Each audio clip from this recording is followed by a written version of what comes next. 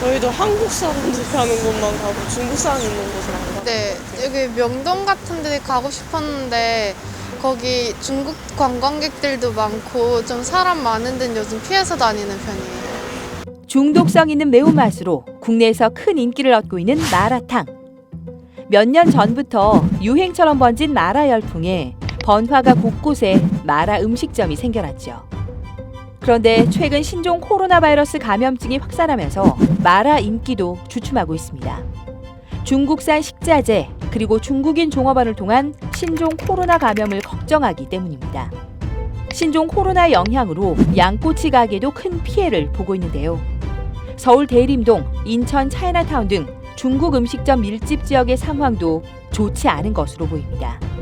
신종 코로나로 인해서 사람들의 왕래가 줄어드는 것은 저희 대림중앙시장뿐 아니라 전통시장 상당수가 그렇다고 제가 알고 있습니다. 왜곡된 시선과 위험 비어가 동네 골목시장의 어려움을 가중시키고 있어서 너무나 안타깝습니다. 5분의 1에서 한 그 정도 이상 더 많이 차이가 나는 걸로 제가 알고 있습니다. 因为韩国现在也有这个肺炎嘛，所以就是国民为了安全起见的话，还是很少到这个中国店呢以及这些饭店去吃饭，就是都有一点点的影响。 중국 식자재에 대한 소비자의 불안감은 온라인상에서도 드러나고 있는데요. SNS를 비롯한 온라인 커뮤니티에는 마라탕을 비롯한 중국 음식을 안심하고 먹어도 되느냐는 글이 끊임없이 올라오고 있습니다. 심지어 한식당에서 제공하는 중국산 김치를 먹으면 신종 코로나 감염 위험이 있다는 거짓 소문까지 퍼지는 상황입니다. 신종 코로나가 먹거리 괴담을 만들어내고 있는 것이죠. 하지만 실제로 식자재를 통한 신종 코로나 감염 확률은 낮은 것으로 보입니다. 정은경 질병관리본부장은 중국산 식자재는 제조되고 실려오는 과정에서 많은 시간이 소요돼 바이러스가 현존할 가능성이 매우 낮다고 설명했습니다.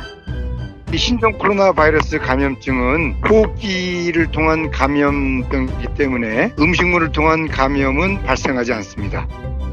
하지만 중국 식자재가 안전하다고 해도 소비자의 불안감은 쉽게 사라지지 않을 것으로 보입니다.